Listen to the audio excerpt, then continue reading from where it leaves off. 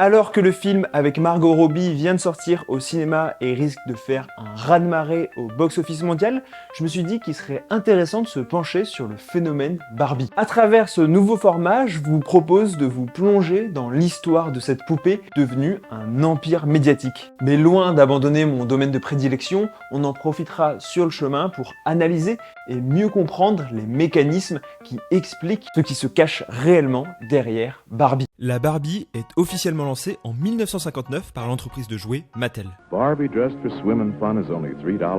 Her lovely fashions range from $1 to $5. Look for Barbie wherever dolls are sold. À l'origine de celle-ci se trouve Ruth Handler, une entrepreneuse qui se serait librement inspirée d'une poupée allemande déjà existante. Je vous laisse en compagnie de mon collègue le matérialiste qui vient de sortir une vidéo à ce sujet. Pour son histoire, il faut remonter à une soixantaine d'années, après la Seconde Guerre mondiale, dans des États-Unis à forte tendance conservatrice. La société Mattel venait d'être créée avec Elliot Handler et Ruth Handler, sa femme, à leur tête. Ensemble, ils avaient une petite fille, Barbara, l'origine du prénom Barbie. Comme beaucoup de petites filles, elle aimait jouer avec des poupées en carton à découper et des poupons. Sauf qu'elle passait son temps à leur donner des rôles plus adultes, comme le fait d'aller travailler.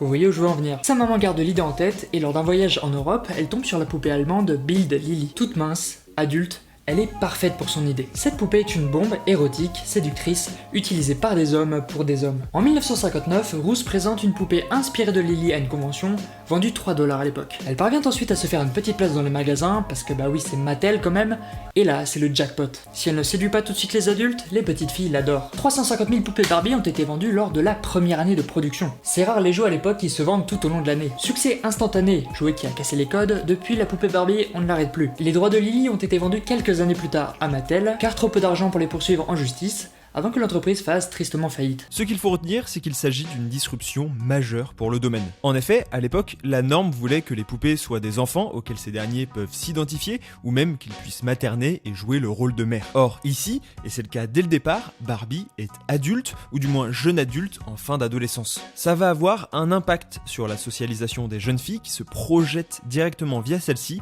dans la vie d'adulte. Et tout de suite, l'objet trouve son public. Aux États-Unis, dans les années 50, on est en plein dans l'affirmation des teenagers, donc adolescents, et de la culture de masse. Avec un prix extrêmement attractif et une reproductibilité infinie, la poupée répond parfaitement à ces critères conjoncturels. Rapidement, la Barbie mania s'impose aux États-Unis et même au-delà en Europe, notamment en devenant un des exemples précoces de la mondialisation de la culture et des produits. Barbie est devenue une petite star à part entière, ce qui n'est pas si étonnant lorsque l'on sait que l'étymologie du mot doll, donc poupée en anglais, vient du grec Eidon, qui signifie idole. Aujourd'hui, la marque réalise un chiffre d'affaires de plus d'1 milliard de dollars dans plus de 150 pays et 92% des jeunes filles de 3 à 12 ans aux États-Unis possèdent ou ont possédé une Barbie. Et ce succès planétaire n'aurait probablement jamais été possible sans la constitution d'un empire dérivé sur la jeune blonde. On va alors avoir affaire à ce qu'Henry Jenkins appelait en 2003 dans son livre Convergence Culture Where Old and New Media Collide, la transmédialité. Vous avez peut-être déjà été confronté au terme, c'est le fait de développer un récit sous plusieurs supports médiatiques, ça se fait de plus en plus depuis l'avènement des franchises et des sagas. Henry Jenkins affirme que les nouvelles technologies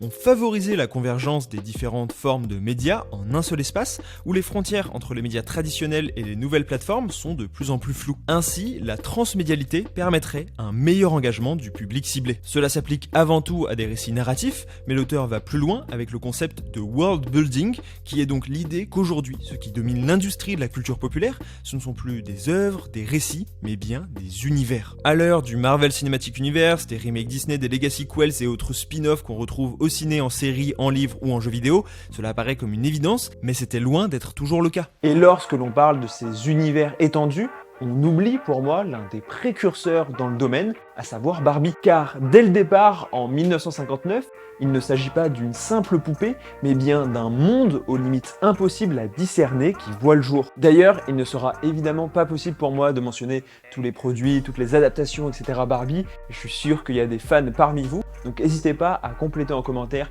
si vous avez joué à un jeu vidéo, vu un film Barbie qui vous a marqué ou eu des produits Barbie particuliers. Je sais que par exemple il y avait même des téléphones portables Barbie. Dans son article passionnant intitulé Barbie and Her Playmates, publié en 1977, le chercheur Richard Cox rappelle que le principe même d'une poupée est d'être un socle pour de futures ventes de produits dérivés, bien plus que d'être un produit fini dont le succès commercial prend fin avec sa vente. Le concept inhérent à la poupée inclut une panoplie de produits comme la maison, la voiture, les différentes tenues, les accessoires, voire ensuite les amis et la famille à acheter en plus. Et c'est sur cette base de produits par définition partiels et extensibles à l'infini que Mattel s'est appuyé pour construire un univers dépassant tout ce qui avait été créé dans le genre jusqu'à présent. Dès 1962, un magazine comics intitulé Barbie et Ken voit le jour régulièrement aux États-Unis. J'ai retrouvé une copie en ligne qui montre déjà la stratégie d'expansion de Mattel seulement 3 ans après le lancement de la poupée. La couverture met en scène une jeune fille qui permet directement à la cible de s'identifier. Mais mieux,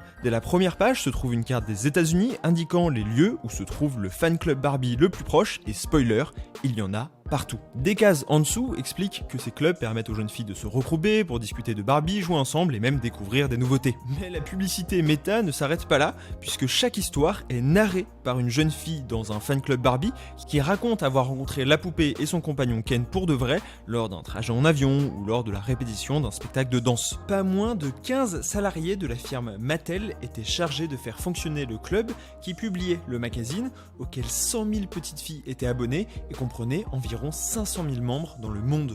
This is an official Barbie Fan Club chapter meeting. Barbie invites you to join, and it's free.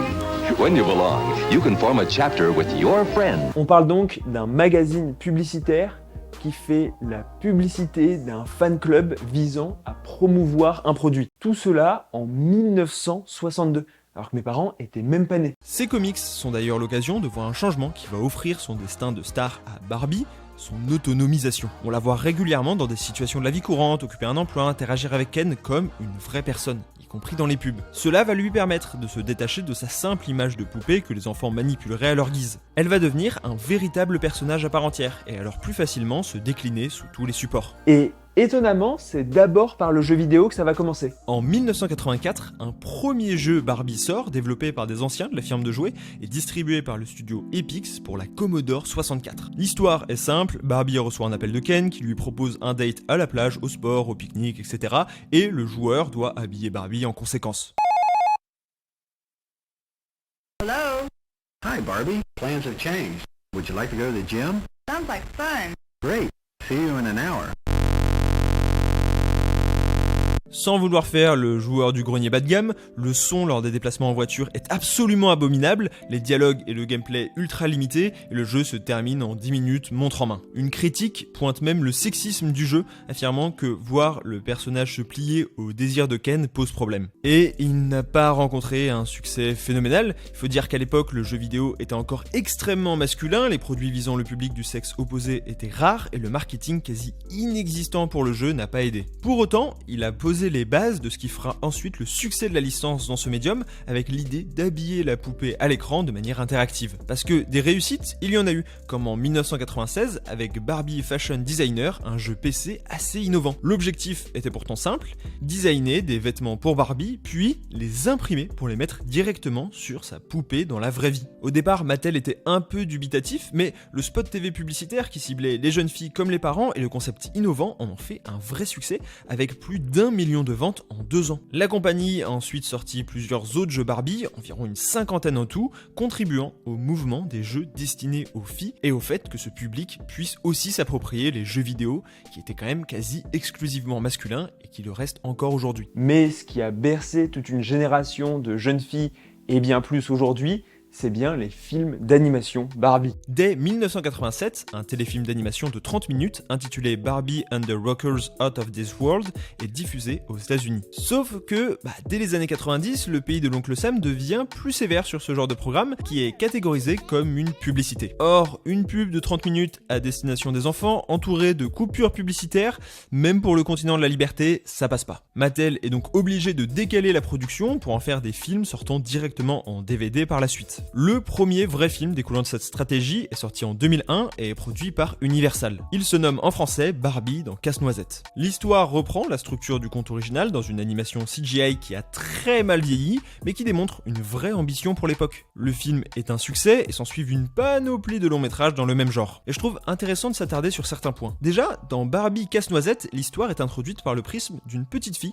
qui demande conseil à Barbie pour danser. Comme pour le magazine, on retrouve ici une volonté de représenter le public cible pour lui permettre dès le début de s'inclure dans l'œuvre avant de pivoter sur une histoire qui suit principalement Barbie. Et l'utilisation des contes ou des histoires connues est un stratagème ingénieux. D'abord car il permet de ne pas avoir d'histoire complètement originale à écrire, ni de droits à payer puisque les œuvres sont assez vieilles pour être tombées dans le domaine public. Mais surtout, comme le souligne Karen Verret dans son article Barbie and the Straight-to-DVD Movie Post-Feminist Pedagogy, cela va permettre à l'image de Barbie d'incarner des figures féminines intemporelles et même de s'associer à des histoires qui traversent les époques. Disney a fait pareil avec les Trois Mousquetaires ou encore son adaptation de Scrooge. L'idée ici est de s'approprier un mythe auquel tous les enfants sont confrontés et qui possède un statut important et reconnu, tout en y associant une image de marque forte. Une manière de véritablement inscrire Barbie dans la durée. Ce qui était particulièrement nécessaire, car peu après le début des années 2000, ressortent toutes les controverses et toutes les polémiques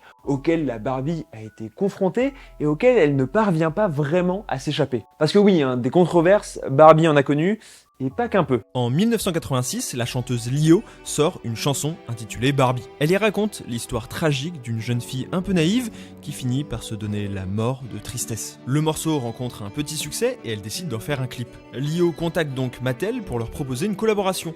Mais très rapidement, elle a affaire aux avocats de la compagnie. Ces derniers, assez peu enthousiastes à l'idée du projet, la menacent même de poursuites en justice. Des menaces qui seront mises à exécution. L'entreprise reprochait de détruire l'image tant soignée de Barbie avec cette chanson. Finalement, ils perdent le procès et Lio s'en sort. Mais 10 ans plus tard, le groupe scandinave Aqua sort le single Barbie Girl qui fait un carton notamment en France. La chanson a déjà son clip qui reprend l'univers stéréotypé de Barbie et les paroles semblent dénoncer l'image de la fameuse poupée. Ce qui ne plaît toujours pas à Mattel qui attaque en justice la maison de disques accusant d'avoir violé la marque de fabrique de Barbie, ternit sa réputation et transformé en objet sexuel. Pour Mattel, Barbie doit rester lisse coûte que coûte et un code de moralité lui est même associé. Finalement, l'entreprise perd une nouvelle fois son procès. Et ironie de l'histoire, elle va, à partir de 2009, se servir de l'air de la chanson dans certaines publicités et en proposer un remix pour le film live action.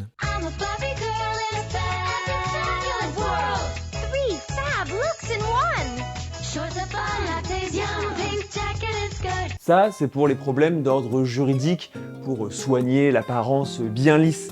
Mais la réalité est bien plus contrastée. En effet, lorsque l'on parle de la poupée, il est impossible de ne pas aborder certains sujets de société très importants. En premier lieu, un problème de diversité. Les poupées ont été créées afin que les petites filles puissent se projeter dans ces dernières. Or, le premier modèle offrait simplement une version brune et une version blonde. Si vous regardez un petit peu autour de vous, vous comprendrez qu'en termes de représentation, c'était pas ça. Pourtant, dès 1967, Mattel propose des poupées issues de minorités ethniques. Mais au départ, il s'agit du même modèle, avec une couleur différente, bien loin de représenter la réalité des petites filles en question. Il a fallu attendre 1991, plus de 30 ans après son lancement, pour voir une poupée noire appelée Shani, dont les traits correspondaient vraiment. L'entreprise avait alors réalisé des groupes d'études avec des personnes issues de minorités. Aujourd'hui, la diversité est vraiment présente, y compris pour les jeunes filles en situation de handicap, puisqu'une nouvelle Barbie en fauteuil roulant a été introduite. Cependant, il ne s'agissait pas vraiment du principal reproche qui était fait à la marque. Le problème majeur soulevé par Barbie, et depuis ses débuts, est son corps et surtout l'effet qu'il pouvait avoir sur les jeunes filles. Selon la documentation de Mattel France dans les années 90, Barbie avait la silhouette idéale dans l'optique de la culture occidentale, jambes élancées, longs bras, taille fine, long cou, la beauté à l'état pur. Des propos qui, en eux-mêmes, sont déjà extrêmement contestables, mais qui vont vite devenir très problématiques. En 1965, la marque propose un kit spécial soirée pyjama pour Barbie. Parmi les accessoires, on y trouve un pèse-personne indiquant 50 kg. Induire l'idée de devoir vérifier et faire attention à son poids à des jeunes est déjà questionnable, d'autant plus si 50 kg est le poids de référence. Mais pire, un mini-livre est également inclus, se présentant comme un manuel afin de perdre du poids. La solution est donnée juste derrière, où il est simplement indiqué « Ne mange pas ». Quand on sait que de nos jours, près de 230 000 femmes souffrent d'anorexie en France et que les conséquences peuvent être dramatiques, ce kit apparaît comme une porte d'entrée idéale aux troubles alimentaires pour les jeunes filles. Surtout au vu de l'importance de la place de cette poupée dans leur quotidien. Au début des années 1980, un des co-designers de Barbie se demandait même si la poupée n'était pas plus une malédiction qu'une bénédiction, en constatant que Barbie était devenue une obsession chez les petites filles. Surtout qu'en 1996, une étude intitulée Ken and Barbie at Life Size se demande à quoi ressembleraient les mensurations taille réelle de la poupée dans la vraie vie en suivant les règles anthropométriques. Le résultat est sans appel. Si la probabilité d'un corps comme Ken est estimée à 1 sur 50, pour celui de Barbie, il serait de moins de 1 pour 100 000. Autant le dire clairement, il n'existe pas. Et pour ceux qui douteraient encore de l'effet néfaste sur les jeunes filles, une étude publiée en 2006 par le journal spécialisé Developmental Psychology montre que les filles exposées à un jeune âge à Barbie exprimaient plus d'angoisse et d'inquiétude sur le fait d'être minces que celles exposées à d'autres poupées. Barbie entraîne donc des troubles dysmorphiques chez ces jeunes fans. Tout ceci a participé à durablement entacher l'image de Barbie, pourtant soigneusement développée par Mattel, au point de devenir un peu has-been. Dans une société de plus en plus désenchantée et clivée, un personnage comme Barbie a-t-il encore sa place? Notamment quand on voit à quel point son marketing était exclusivement axé sur les jeunes filles, alors que la segmentation filles-garçons des jouets fait débat, se retrouvant de fait au centre de polémiques sur les stéréotypes de genre. De même, dans les années 90, pour Mattel France, la force de la poupée Barbie était d'incarner l'idéal physique et moral de l'Amérique et de la culture occidentale. 20 ans plus tard, on peut se demander si cet idéal physique, qu'on a vu inatteignable et toxique pour les jeunes filles, et si cet idéal moral, tout aussi relatifs, sont vraiment ce qu'on a envie de transmettre à la nouvelle génération. Tout cela sans même aborder la question de la consommation à outrance. Dans son ouvrage La foule solitaire, l'auteur David Reisman considérait que dans les années 50, les Américains étaient avant tout devenus des consommateurs et que leur statut social était déterminé par ce qu'ils étaient capables d'acheter et ce qu'ils achetaient en comparaison à leur père. Pour Marianne Debouzy, la poupée Barbie prolongeait cette doctrine aux enfants pour qui la socialisation du goût se faisait par le biais de la consommation pour leur poupée Barbie, les poussant à croire que chaque type d'activité exigeait une nouvelle tenue ainsi que de nouveaux accessoires constants. Don Richard Cox allait plus loin en affirmant que la poupée, par les valeurs qu'elle représentait, permettait aux enfants de s'acheter un modèle miniature du rêve américain. La maison, la voiture et l'émancipation par la consommation, tout ce qui représente l'intérêt de Barbie et tout ce qui a été promu par cette doctrine en vogue dans l'époque d'après-guerre. Ça explique, comme je l'ai évoqué plus tôt, le succès fulgurant de la poupée durant cette période. Elle est cette Amérique de façade, propre sous tout rapport, la taille fine, le sourire Colgate et avec l'achat comme facteur de bonheur. Cependant, on a vu à de nombreuses reprises sur cette chaîne comment cette idée de rêve américain a été profondément bouleversée depuis 20 ans, tout comme notre rapport à la consommation. Une poupée dont le passe-temps favori est de faire du shopping et qui force régulièrement à réaliser des achats pour satisfaire l'enfant est loin de satisfaire les nouveaux jeunes parents en quête de modèles plus durables. Peut-être que Barbie a simplement mal vieilli. Et je n'ai pas parlé du débat, celui qui cristallise les tensions et les polémiques à propos de Barbie, celui du féminisme. Est-ce que Barbie est féministe? Alors, je pense que c'est pas tout à fait mon rôle de trancher, et pour être tout à fait honnête avec vous, même en ayant lu plein d'articles sur le sujet et en m'étant énormément renseigné, je sais pas si j'ai vraiment un avis tranché, je trouve que les pour et les contre se défendent assez bien, mais pour le coup, j'attends vraiment votre point de vue en commentaire. Est-ce qu'il est aussi nuancé, ou est-ce qu'au contraire, vous avez une position très ferme? Est-ce que Barbie est féministe ou pas? On peut en débattre, c'est là pour ça. Deux visions s'opposent. Depuis sa création, la poupée est accusée d'être sexiste. Son apparence de blonde mannequin et acheteuse compulsive a participé durablement à ancrer ses a priori vis-à-vis des femmes. Quand on pense Barbie, on pense au culte de la consommation, de l'apparence, voire même de la superficialité. On pourrait carrément dire que c'est la définition littérale de la femme objet, dont on peut littéralement faire ce qu'on veut d'elle et dont la plastique serait l'argument premier. Pas grand chose de féministe et d'inspirant pour les femmes en somme. Et pour cause, plusieurs polémiques sont venues renforcer cette image. En 1975 sort pour la première fois la collection Growing Up Skipper. Il s'agit de la petite sœur de Barbie à qui il est offert la puberté. Avec un mouvement de bras, sa taille augmentait et sa poitrine également. Un mécanisme qui avait fait grincer des dents les féministes à l'époque. Mais ce n'est même pas la pire polémique sur le sujet. Au début des années 90, c'est la gamme Teen Talk Barbie qui crée la controverse. Chaque poupée pouvait prononcer 4 phrases aléatoires parmi 270 prévues. Jusqu'ici, rien d'anormal, sauf que l'une des phrases était « Matt is tough », En gros, les maths, c'est chiant et c'est dur, ce qui a provoqué un tollé chez les féministes universitaires et les professeurs de mathématiques. Ces derniers soutenaient que ça renforçait le stéréotype selon lequel les femmes seraient moins douées pour les maths. Pour faire face à cela, Mattel a dû promettre d'échanger les poupées concernées. Et si certains peuvent penser que c'était tout simplement inoffensif, une étude de 2014 a démontré que jouer avec une poupée Barbie pouvait limiter les choix de carrière des jeunes filles. D'ailleurs, plus étonnant, les résultats n'auraient pas changé quelle que soit la poupée Barbie, qu'il s'agisse de l'original en robe de soirée ou de celle avec un métier en particulier. Aux États-Unis, cela porte un nom, le Dream Gap. Dans les premières années de leur vie, les petits garçons et les petites filles ne feraient pas clairement la distinction entre eux. Mais dès l'âge de 4 ans, les filles commencent à perdre confiance en elles par rapport aux garçons du même âge et intérioriseraient ces stéréotypes. Cela créerait de fait un plafond de verre en termes de carrière professionnelle pour ces dernières en raison de cette a priori d'infériorité intériorisée. Il s'agirait d'une des explications sur pourquoi il y a plus d'hommes que de femmes sur les postes à haute responsabilité. En 2019, conscient du problème structurel qu'il représente, Mattel a décidé de lancer une campagne sur le sujet et mieux, d'accompagner la recherche pour mieux comprendre les raisons de ce Dream Gap et comment le combattre efficacement. Récemment, je vous avais parlé de ce phénomène appelé Dream Gap. On utilise cette expression pour désigner la façon dont beaucoup de petites filles de 6 ou 7 ans commencent à douter d'elles-mêmes et de leurs capacités. Et cela les amène à ne plus croire en leurs rêves. Cette mesure va venir offrir un argument supplémentaire aux nombreuses fans qui défendent l'idée que Barbie, notamment à ses débuts, était un contrepoids libérateur à l'image omniprésente de la femme véritable esclave de toutes les corvées ménagères et donc un peu féministe. Elle montrait même une forme d'indépendance et d'émancipation sans précédent. Par exemple, Ken, dont on aurait pu penser qu'elle serait la simple femme dévouée, n'est lui-même qu'un accessoire au même titre que la voiture ou le sac à main. Il est toujours montré comme simpliste et n'est pas un élément essentiel à son univers dès le départ. Ainsi, le monde de Barbie offre à voir un cercle essentiellement féminin dans un univers gyno-écocentrique au sein d'une culture populaire pourtant androcentrée jusqu'à la moelle. Les petites filles avaient un modèle qui plus est omniprésent dans les médias. Ce dernier était loin d'être parfait, mais avait au moins le mérite d'exister et de ne pas véhiculer le stéréotype de la jeune mère au foyer pourtant ultra répandu au moment de sa création. Mieux, comme on le verra, il a pu s'adapter aux époques. Finalement, c'est l'analyse post-féministe des films DVD de Barbie dont je vous parlais tout à l'heure qui résume pour moi le mieux cette contradiction qui habite le jouet. Karen Vered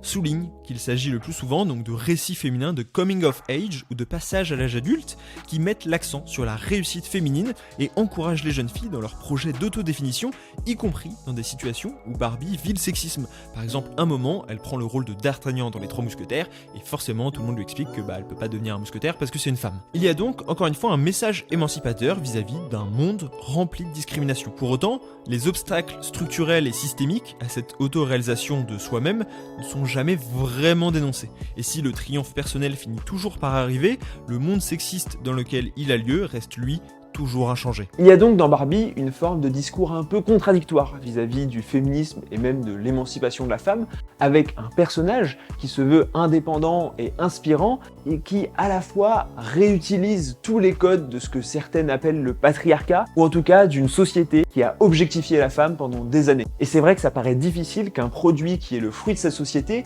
et qui lui ressemble combatte la doctrine dont elle provient. Bon, et j'en vois déjà me dire en commentaire que c'est qu'une poupée et que les considérations politiques et sociales ne sont pas à prendre en compte et ne sont pas intéressantes et n'ont pas vraiment d'impact. Alors déjà, je considère que si, c'est quand même à prendre en compte quand on voit les études qui ont été faites sur le sujet et l'impact que ça peut avoir sur les jeunes filles, mais surtout, ça a même eu un impact sur la marque. En effet, en 2014, la marque Barbie était au plus bas en termes de vente et de renommée. Une étude interne a alors révélé que son attrait diminuait chez les plus jeunes, notamment à cause de son incapacité à inspirer et même à représenter la diversité. Mattel était au plus bas et a donc décidé de faire un changement stratégique. Ce n'était pas la première fois que ça arrivait. Dès 1998, Barbie avait le droit à une réduction mammaire afin d'essayer de se séparer de la vision tronquée que ces mensurations donnaient aux enfants. Alors, en 2016, la poupée a entamé sa nouvelle révolution. Pour l'occasion, elle a même fait la une du Time Magazine. Dorénavant, 3 body types différents étaient proposés,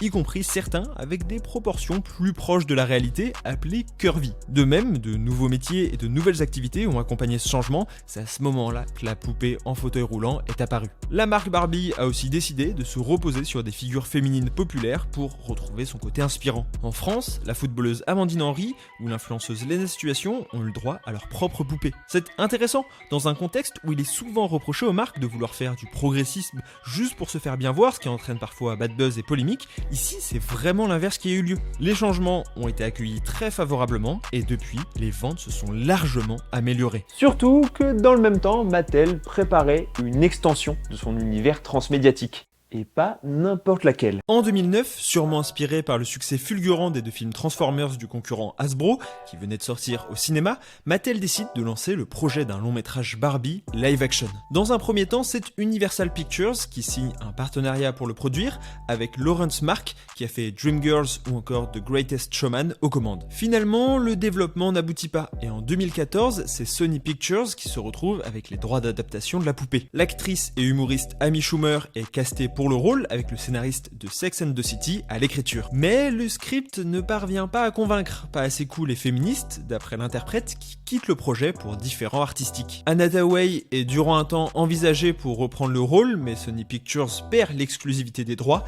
qui reviennent finalement à Warner Bros. Très rapidement, Lucky Chap Entertainment, qui n'est autre que la boîte de production de Margot Robbie, se retrouve liée au projet. Elle est donc elle-même naturellement envisagée pour le rôle, encore plus au vu de sa ressemblance physique avec la poupée. Un temps, la réalisatrice de Wonder Woman, Patty Jenkins, est considérée pour diriger le blockbuster, mais c'est finalement Greta Gerwig qui le réalisera et écrira le scénario en compagnie de Noah Baumbach, son compagnon. Ryan Gosling est casté pour le rôle de Ken, et je crois que vous connaissez assez bien la suite de l'histoire au vu du matraquage médiatique dont a bénéficié le film. Dès les premières images du tournage, Internet s'est emparé du projet, se transformant en usine à mème. Barbie a ainsi pu s'appuyer sur une première base de fans déjà acquis à la cause, extrêmement engagés pour susciter l'intérêt des autres. La marque est alors devenue omniprésente. La maison de Barbie a été recréée en taille réelle et disponible à la location sur Airbnb, et des collaborations avec des grandes marques comme Burger King,